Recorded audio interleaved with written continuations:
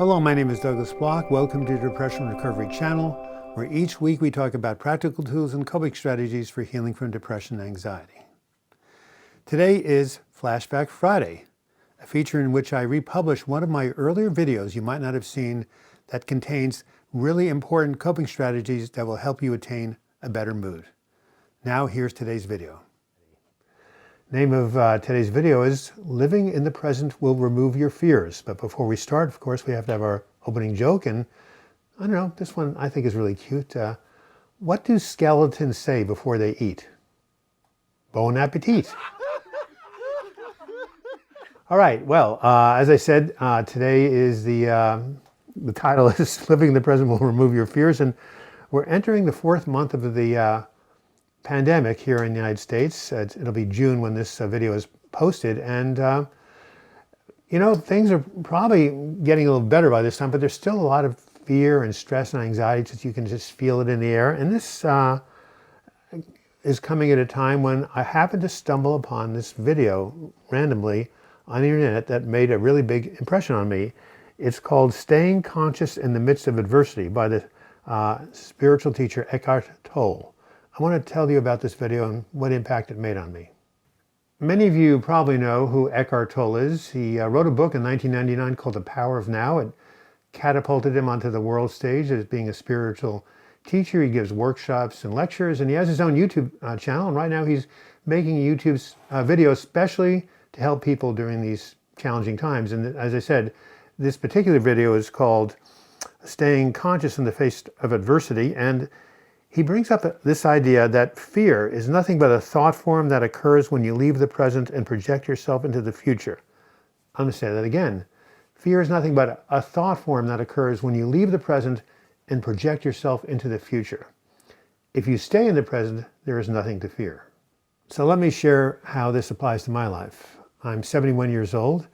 I had my first major depressive disorder when I was 18. Since then, I've had breakdowns at 25, 32, 47, and 66.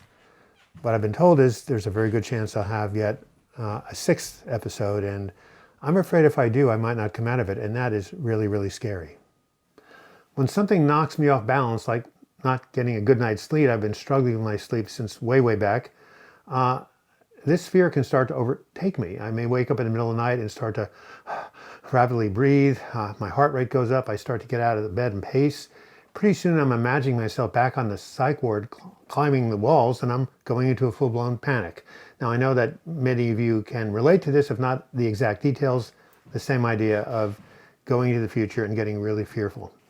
Well, the other night this was happening, and suddenly I remembered about a 3-step process that I wrote about in my book, Healing from Depression. It's called Back to the Present. Step 1, realize that you've left the present. You're no longer in the present moment, and you've entered the future.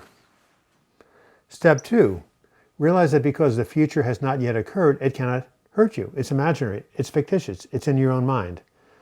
In step 3, take a deep breath, feel your feet on the ground, look around you, and say, I am back in the present moment, I am safe. And then focus on something completely different, like take a walk outside, or call your friend, or go ahead and get back on trying to solve that Sudoku puzzle, or anything that for me, I go look at a chess problem. Not 3 in the morning, obviously, but during the day when I start to get afraid, I will do all these grounding techniques in the present, which usually consists of a combination of reaching out and connecting with somebody, focusing on something mental, or the best yet, just going outside and walking fast, or even hopping on my bicycle. So after refocusing my attention onto the present moment, my fear of relapsing goes away. It's replaced by a sense of peace. So this reminds me of one of my favorite sayings, where attention goes, energy flows. Where attention goes, energy flows. It rhymes, so you can remember it easier. Another way of saying this is, whatever you focus on expands. So what we pay attention to has a huge impact on our state of well-being. We have a choice. Are we going to pay attention to the voices of fear and doom out in the world? Or are we going to pay attention to the spiritual voice within that says, all is well? We have that choice every day and every moment. My vote is to pay attention to the voice of peace. And this reminds me of one of my favorite books called A Course in Miracles. It was very popular in the 1970s. Some of you may know it, others may not, but it has a very, very profound introduction. And I would like to close this video by reading a few of the words to you from the introduction. The opposite of love is fear, but what is all-encompassing can have no opposite. The Course can therefore be summed up very simply in this way. Nothing real can be threatened, nothing unreal exists. Herein lies the peace of God. This has been Douglas Bloch. I hope you found the information on this Flashback Friday video helpful. If so, please give it a like, as likes draw more and more people to this channel and hopefully some more subscribers. You can also leave your comments in the comments section or email me douglasbloch@gmail.com. If you do want to subscribe to this channel, click on my photo in the closing credits. You'll be taken to my subscribe page. And if you click on the bell to the right, you'll be notified every time I do a new video or live chat. And if you want to contribute to this channel and become a patron, simply click on the Patreon image. You'll be taken to my crowdfunding site.